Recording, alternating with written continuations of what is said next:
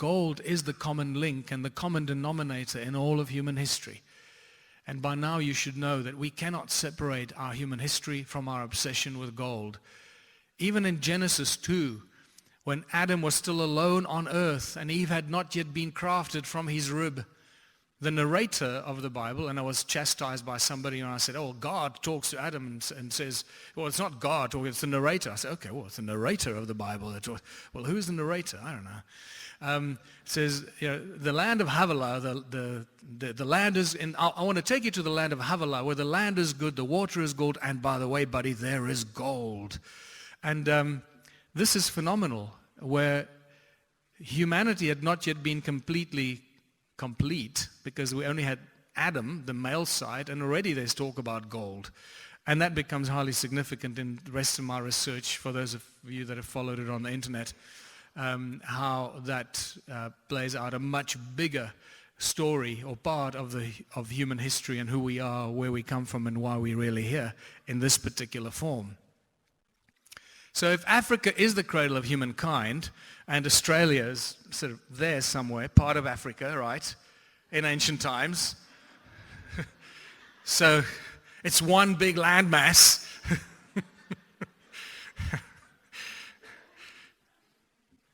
Can we find the origins of gold mining in Africa? And the answer to that is yes, absolutely. I'm just going to take you on a little story of discovery to show you how far back in time this gold mining and this obsession with gold is connected to Africa, and specifically Southern Africa. In the late 1400s, the Portuguese come around the Cape of Good Hope, and they come on land from the Mozambique side, and they meet a lot of ancient tribes, and they find gold mining. Wow, sorry, I've gone the wrong way. And they find many ruins and evidence of gold mining. That confused the hell out of me, I must tell you. It's like, what?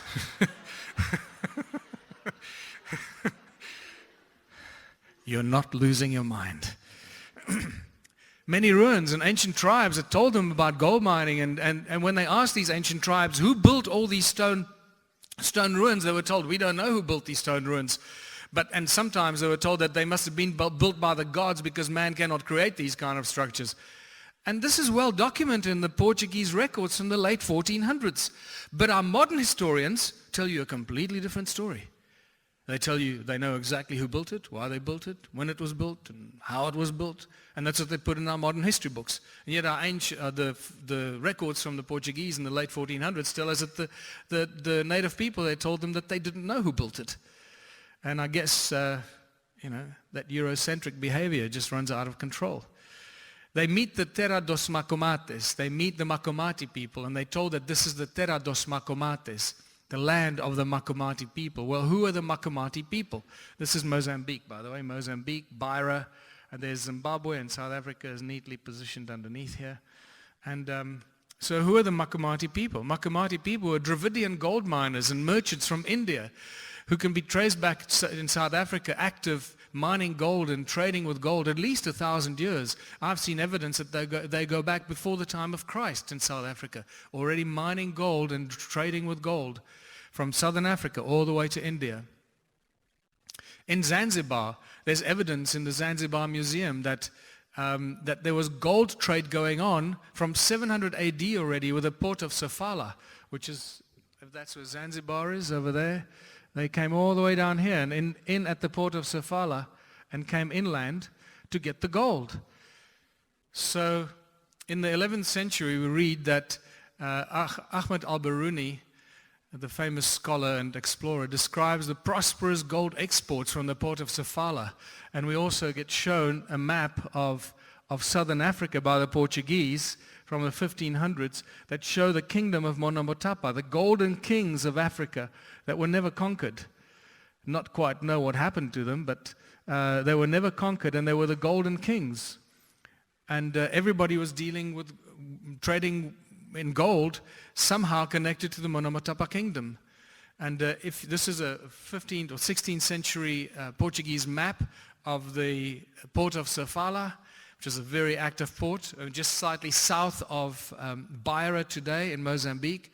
And we are told that the gold was a month's journey inland from the port of Sofala. So what happens when you go a month's journey inland?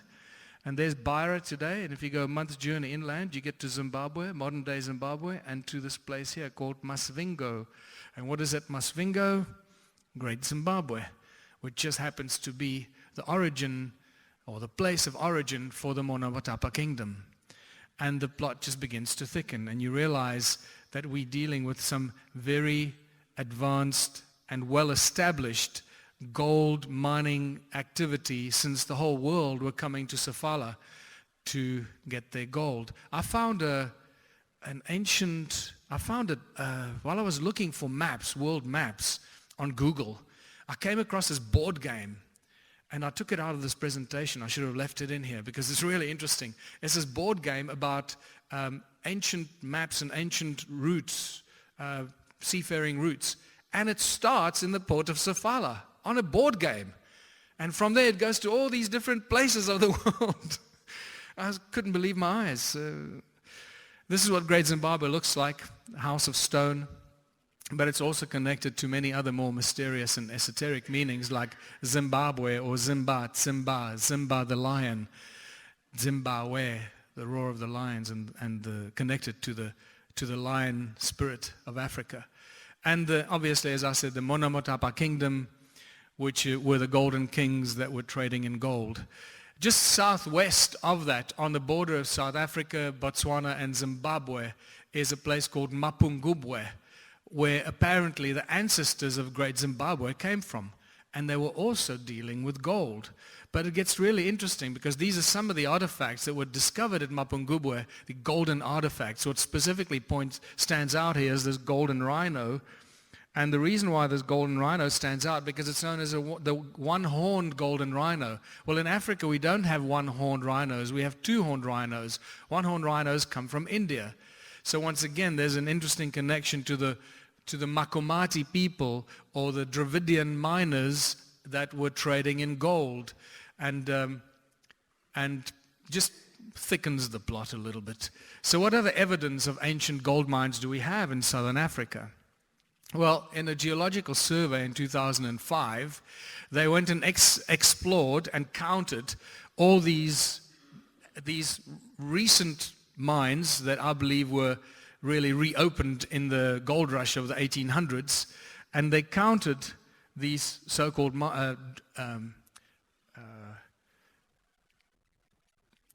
are they called? I forget the name now.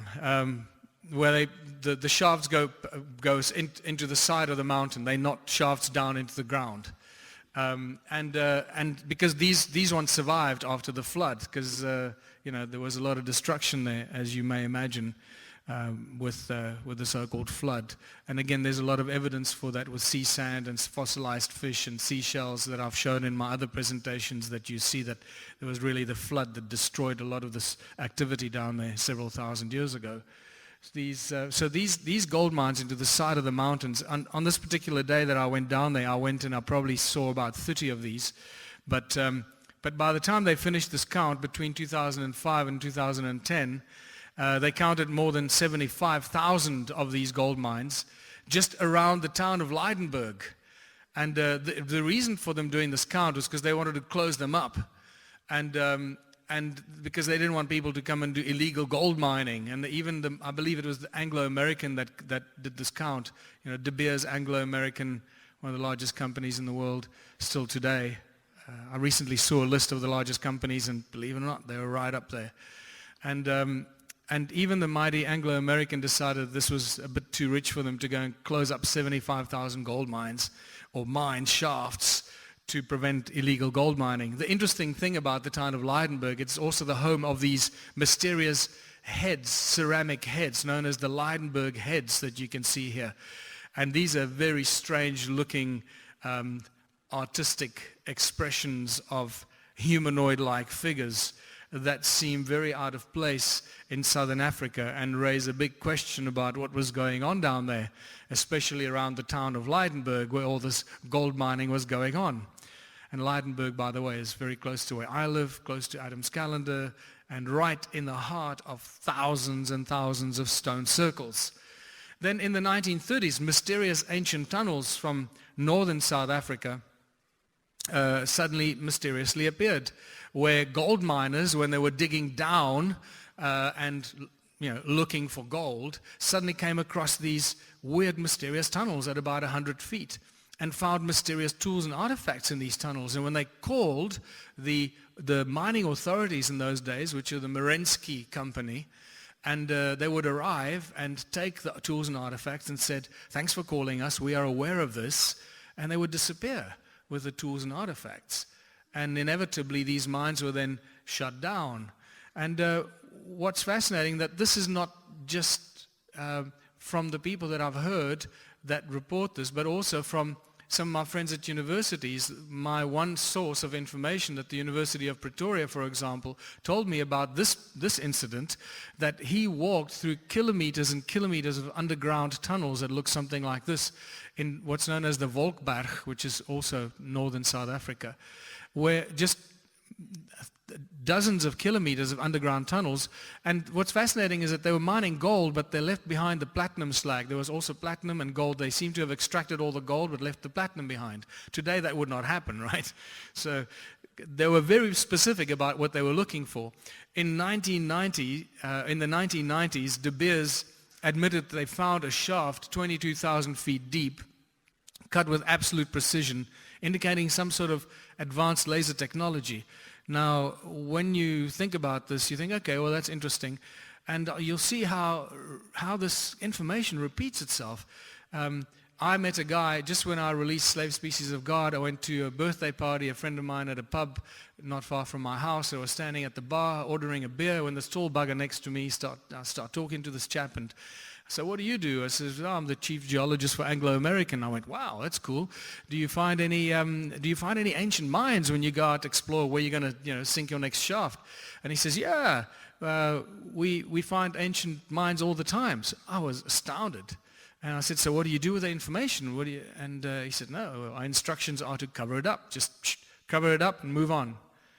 So he says there's a secret file at head office where they have thousands of references of finding ancient mines, but it's a secret file.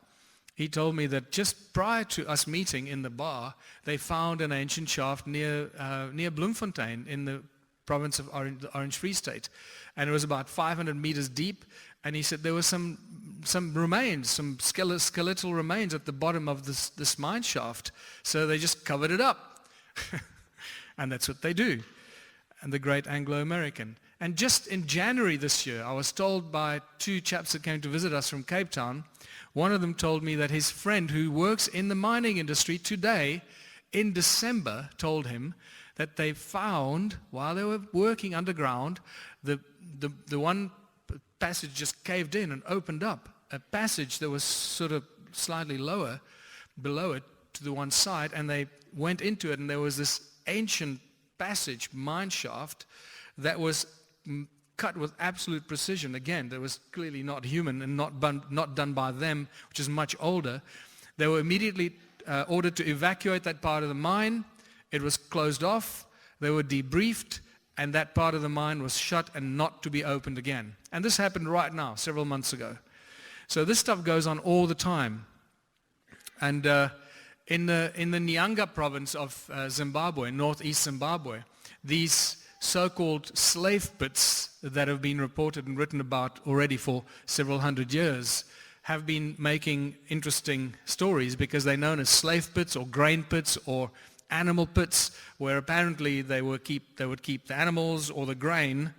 Don't know why. They would dig holes in the ground when the grain would obviously go rotten in there, and if you put slaves in there, it's not very difficult to climb out of there. So I'm not quite sure, where they get that kind of reasoning from. But a great Zimbabwean geologist by the name of Ann Kritzinger at Zimbabwe University did a lot of research, and she found that there were actually some sort of purification or an extraction tank for extracting gold, or purifying gold. And the reason she reaches conclusions is because she found, by exploring these so-called slave pits, that they had inlet valves and outlet valves. And in the outlet valves, she found sediments of gold, up to 2 grams per ton of gold sediments in the outlet valves. And that made her reach a conclusion. And she's written several papers on this, which are just really fascinating reading. She contacted me at one stage when she heard that I speak about her, and she sent me a few more papers on the subject. So it's well researched by her and pretty much irrefutable that we're dealing with gold mining and gold extractions. But by far the most interesting discovery was exposed to me by the father of our legal advisor when I started going up against the banks in South Africa. And Raymond Dix, his father, Raymond kept telling me, my father wants to talk to you. He's got something important to tell you. And I kept thinking, okay, well, I don't know what this is. And eventually, because people, talk to me more often than not, it's not fruitful discussion. And so I was resistant to engage his father in conversation until one day, and I'm really glad because 3 months later he died after I spoke to him. So I went inside and he told me that he couldn't remember the exact date, but he was working in Carltonville in the mines. It's known as the West Rand. I grew up there as well in the gold mines, and there are dozens and dozens, probably more than 100 gold mines there now. And it was just boom town in 60s and 70s and 80s. It's also known for its sinkholes. As you can see, some of the sinkholes are huge. We used to play golf around a sinkhole. Some of them are really big, and some of them are much smaller. And it's just really when the mining industry drains out the water, and then the soil becomes brittle and the holes just appear and fall down. And they were testing them. He was part of a mining rescue group. They were really well trained and well equipped, and they were testing some of the equipment. And they decided to go down into a sinkhole. So they went down into one of these sinkholes, about 20 meters deep, from what I recall him telling me. And when they got to the bottom, they found one of the sides had caved in, and they walked in there into the darkness, and several meters, something like this. He said, they cleared it up, and they found a tunnel, and that was paved all the way around. Something like this. This is not the tunnel, but I give this to you so you can imagine it. This is beautifully backlit for effect. Clearly, when they found their tunnel, it wouldn't have been backlit. And they went into this tunnel, and he told me they were really scared. It was really like, what the hell is this? And several meters into the darkness, they came across a statue that resembled one of these, which for me makes a very clear connection to the ancient gold mining empires of the Incas or the Andean empires, and however far back in time it goes, we have a very interesting golden connection once again on the gold fields of South Africa, but ancient times and ancient tunnels that nobody knows anything about. I looked at that recently, and there's where this happened previously there's a shopping mall built on top of it today. So good luck to those that want to go down there.